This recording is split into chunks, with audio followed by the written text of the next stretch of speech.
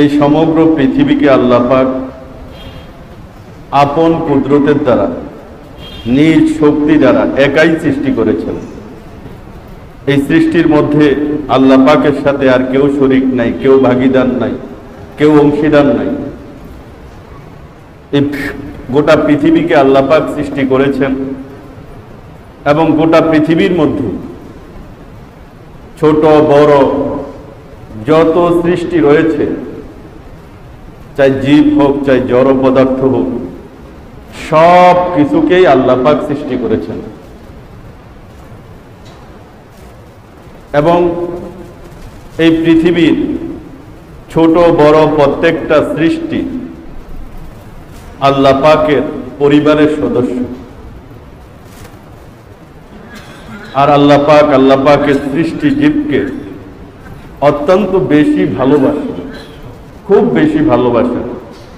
যত জীব আল্লাহ পাক দুনিয়ার মধ্যে সৃষ্টি করেছেন, এদের প্রতি আল্লাহ পাকের ভালোবাসার কোনো অন্ত নাই, সীমা নাই। সবাইকে আল্লাহ পাক কোনো না কোনো উদ্দেশ্যে অর্থাৎ কল্যাণের জন্যই আল্লাহ পাক সকল সৃষ্টিকে তৈরি করেছেন। তো এই জন্য কোন সৃষ্টি যাতে অবহেলিত না হয়, অবজ্ঞার পাত্র না হয়, বিশেষ করে যাদেরকে আল্লাহ পাক জ্ঞান দান করেছেন, যে জ্ঞানের কারণে, যে বিবেকের কারণে, যে বুদ্ধির কারণে সৃষ্টি সেরা হয়েছে মানুষ জাতি, সেই জাতিকে অক্ষরে অক্ষরে সেই বিষয়গুলো দেখভাল করতে হবে। যে আল্লাহ পাকের পরিবারের, আল্লাহ পাকের ফ্যামিলির পেয়ারা কোনো সদস্য, আদরণীয় কোনো সদস্য, স্নেহের কোনো সদস্য, দয়ার কোনো সদস্য যাতে কষ্ট না পায়। এই জন্যই আল্লাহ পাক কোরআনের মধ্যে স্পষ্ট ভাষায় বলে দিয়েছেন, আহসিন কামা আহসানাল্লাহু ইলাইক। তুমি জমিনের মধ্যে যত মাখলুকাত আছে, যত সৃষ্টি রয়েছে, চাই মানুষ হোক চাই অন্যান্য প্রাণী হোক, সকলের প্রতি তুমি দয়া করো। সকলের প্রতি তুমি কি করো? দয়া করো। সকলকে তুমি মায়া করো। কামা আহসানাল্লাহু ইলাইক, যেমন আল্লাহ পাক তোমাকে দয়া করেছে। সবচেয়ে বড় দয়া তোমাকে আল্লাহ পাক মানুষ বানিয়েছেন। আল্লাহ পাক চাইলে তুমি অন্য হিংস্র প্রাণীর মধ্যেও বা কীট পতঙ্গের মধ্যেও হইতে পারতা, কিন্তু আল্লাহ পাক তোমাকে দয়া করে মানুষ বানিয়েছেন। সৃষ্টি যত সৃষ্টি রয়েছে, ওয়ালাকাদ কাররামনা বানি আদম, আল্লাহ পাক কোরআনের মধ্যে বলেছেন যে আমি আদম সন্তানকে শ্রেষ্ঠ বানিয়েছি। এই শ্রেষ্ঠ আল্লাহ পাকের ফ্যামিলির শ্রেষ্ঠ সদস্য হওয়ার তৌফিক আল্লাহ পাক আমাকে দিয়েছেন। আল্লাহ পাক এটা আমার প্রতি দয়া করেছেন। এবং শ্রেষ্ঠ সম্পদ যেটাকে ঈমান বলে, ঈমান যদি না থাকে, একটা মানুষ সারা পৃথিবীর মালিক হইলেই এটার মধ্যে কোনো সফলতা নাই। সে গোটা পৃথিবীর মালিক, গোটা পৃথিবীর মধ্যে যত সম্পদ রয়েছে সব কিছুর মালিক সে, কিন্তু তার কাছে ঈমান নাই। তো মৃত্যুর মাধ্যমে গোটা পৃথিবীর মালিকানা তার শেষ হয়ে যাবে এবং অনাদি অনন্তকালের যে জীবনটা শুরু হবে, সেই জীবনে তার ব্যর্থতা শুরু হয়ে যাবে, তার ধ্বংস শুরু হয়ে যাবে, তার শাস্তি শুরু হয়ে যাবে, সেটার আর শেষ নাই।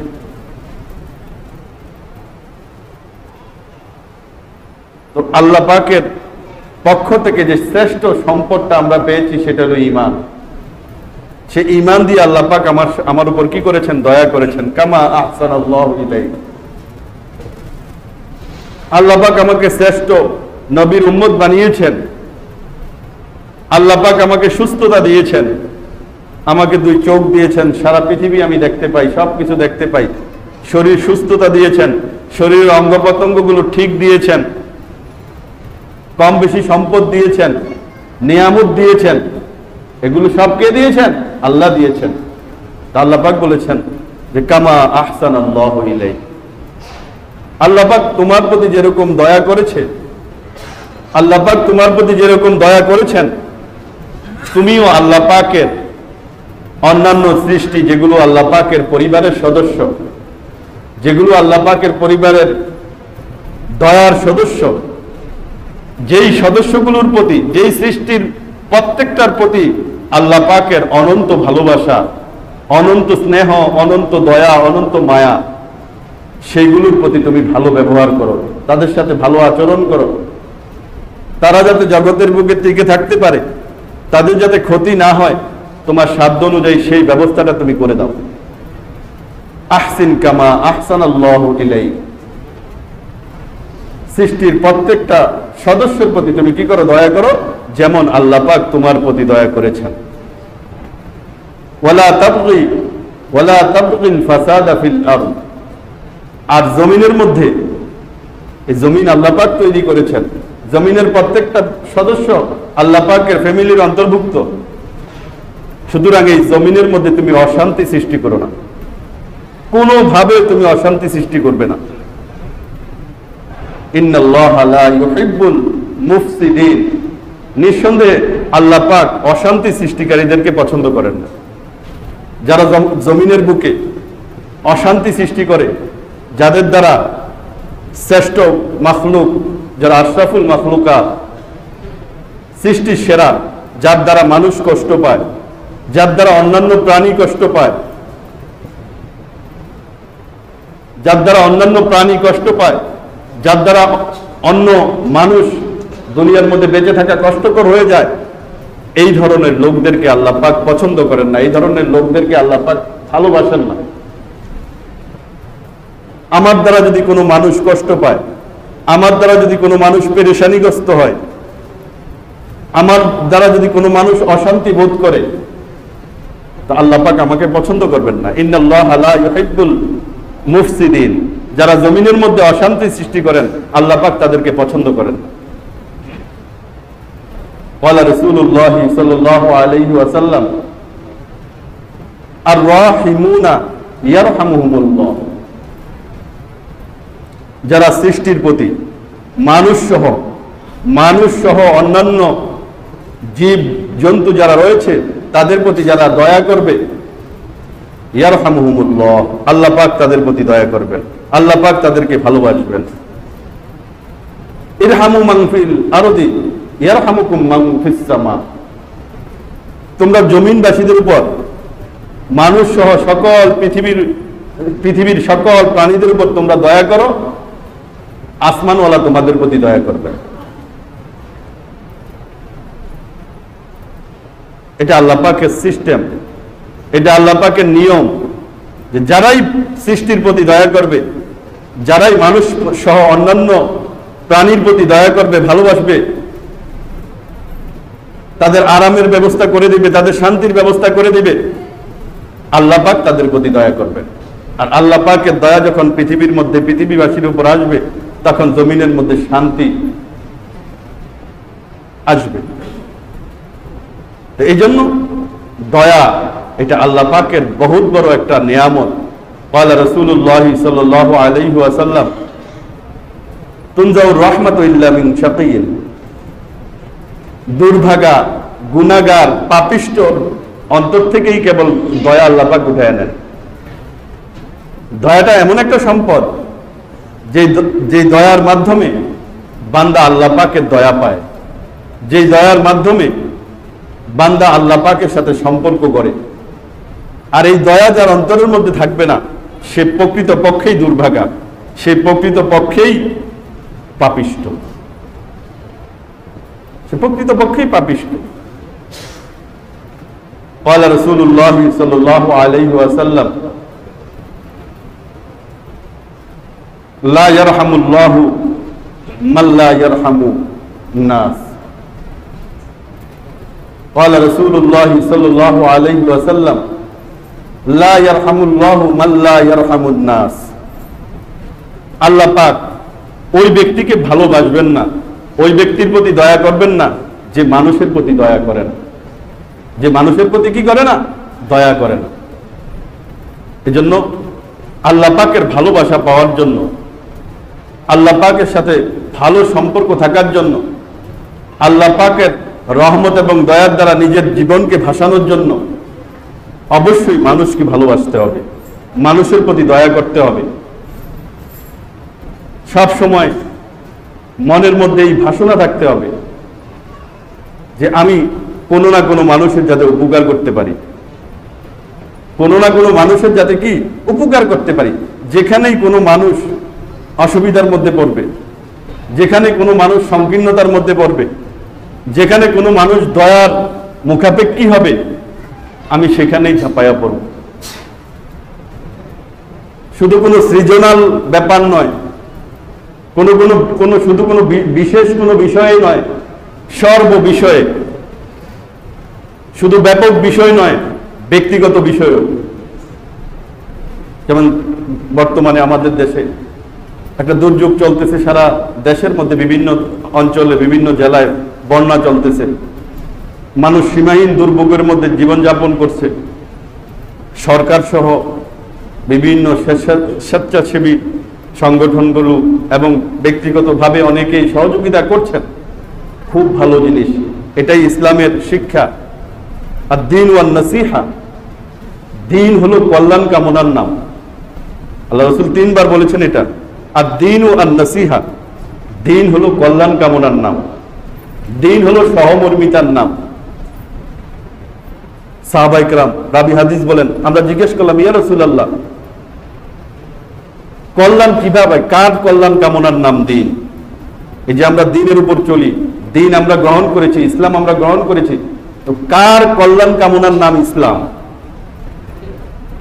তখন রাসূল পাক সাল্লাল্লাহু আলাইহি ওয়াসাল্লাম বললেন, লিল্লাহি ওয়া লিরাসূলিহি ওয়া লিকিতাবিহি ওয়া লিআইম্মাতিল মুসলিমিনা ওয়া লিআম্মাতিহি। ব্যাপক, যে আল্লাহর জন্য কল্যাণ কামনা করা। তা আল্লাহর জন্য কল্যাণ কামনা এটা কি? আল্লাহর উপর পরিপূর্ণ বিশ্বাস করা, আল্লাহর হুকুম আহকামগুলো পরিপূর্ণভাবে পালন করা, আল্লাহ পাকের নিয়ামতগুলো অনুধাবন করা এবং তার শুকরিয়া আদায় করা, এবং আল্লাহ পাকের যে সৃষ্টি, মানুষ সহ আল্লাহ পাকের যে অসংখ্য সৃষ্টি দুনিয়ার মধ্যে রয়েছে তাদেরকে ভালোবাসা। এটা হলো আল্লাহ পাকের কল্যাণ কামনা করা। যে ব্যক্তি অপরের কল্যাণ কামনা করবে সে আল্লাহ পাকের কল্যাণ কামনা করবে, যে আল্লাহ পাকের সৃষ্টির কল্যাণ কামনা করবে সে আল্লাহ পাকের কল্যাণ কামনা করবে। আর যে আল্লাহ পাকের কল্যাণ কামনা করবে সে পরিপূর্ণ মুমিন হবে। এই জন্য আমাদের দেশে যে বন্যা চলতেছে, মানুষ যে সীমাহীন দুর্ভোগের মধ্যে আছে, আলহামদুলিল্লাহ সরকার সহ সকলেই ওখানে ঝাঁপায়া পড়ছে, এখনো চলছে কার্যক্রম। আমরাও যারা এখনো শরীক হইতে পারি নাই, বিভিন্নভাবে আমাদের কাছে একাধিকবার, কেউ একাধিকবারও দিয়েছি, বিভিন্নভাবে দিয়েছি আমরা, তা আমরা দিতেই থাকবো। আজকেও আমাদের এখানে, আমাদের এই যে সবুজবাগ থানা ইমাম ওলামা পরিষদের পক্ষ থেকে ওনারা ত্রাণ সংগ্রহ করতেছেন, টাকা পয়সা সংগ্রহ করতেছেন। ওনারা কালকে যাবেন, আমাদের এখানে আসছেন ওনারা বক্স নিয়ে। তা আমরা বের হওয়ার পথে যে যা পারি দিয়ে যাব ইনশাআল্লাহ। এটাই হলো মানুষের প্রতি, এটাই হলো সৃষ্টির প্রতি দয়া। আর এটা আল্লাহ পাকের দয়া পাওয়ার কারণ হবে। মানুষের মধ্যে যে এই জাগরণটা এসেছে, এটা যাতে স্থায়ী হয়, এটা যাতে সব সময় থাকে, শুধু একটা বিষয়কে কেন্দ্র করে নয়।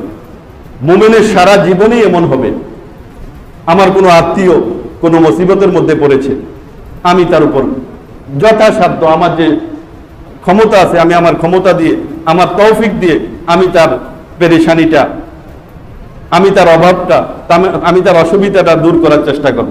আমার প্রতিবেশী কোনো সমস্যার মধ্যে পড়েছে, আমার সহকর্মী কোনো সমস্যার মধ্যে পড়েছে, আমার বন্ধু বান্ধব কোনো সমস্যার মধ্যে পড়েছে, আমার গ্রামবাসী কোনো সমস্যার মধ্যে পড়েছে, যখনই হোক এই কাজটা আমাদেরকে মৃত্যু পর্যন্ত অব্যাহত রাখতে হবে। আর এটা যারা অব্যাহত রাখবে, আর এই কাজ করনেওয়ালা যত বেশি হবে, তত বেশি রহমত আল্লাহ পাকের তরফ থেকে জমিনের মধ্যে আসতে থাকবে। আর জমিনের মধ্যে যত বেশি রহমত আল্লাহ পাকের পক্ষ থেকে আসতে থাকবে, তত বেশি জমিনের মধ্যে শান্তি বিরাজ করতে থাকবে, তত বেশি শান্তি বিরাজ করতে থাকবে। রাসূল পাক সাল্লাল্লাহু আলাইহি ওয়াসাল্লাম ইরশাদ করেন, 3 শ্রেণীর মানুষ জান্নাতি। 3 শ্রেণীর মানুষ কি? জান্নাতি। এদের মধ্যে থেকে অন্যতম হলো যারা সৃষ্টিকে ভালোবাসে, যারা সৃষ্টিকে ভালোবাসে, আল্লাহ তাআলার ফ্যামিলির সদস্যদেরকে যারা ভালোবাসে, এবং বিশেষ করে তার আত্মীয় স্বজন এবং তার প্রতিবেশী যারা রয়েছেন তাদের প্রতি সে দয়াপ্রাণ হয়, তাদের প্রতি সে দয়াদ্র হয়। এই ধরনের লোকেরা হলো জান্নাতি। আল্লাহ পাকের রাসূল বলেছেন। আরেক শ্রেণীর লোক হলো ওই সমস্ত শাসক, ওই সমস্ত শাসক যারা ন্যায় পরায়ণ হয়, যারা জনগণের প্রতি দয়াশীল হয়, এবং যাদেরকে আল্লাহ পাক সৎ কর্ম করার তৌফিক দান করেন, এই সমস্ত শাসক শ্রেণীর লোকেরাও কি জান্নাতি হবে।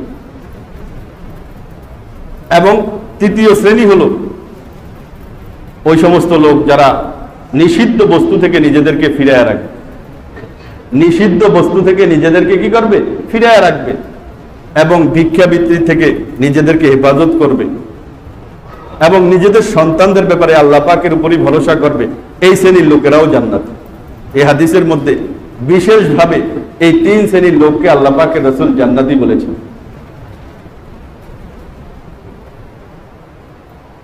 আর বিশেষভাবে 5 শ্রেণীর লোককে আল্লাহ পাকের রাসূল জাহান্নামী বলেছেন।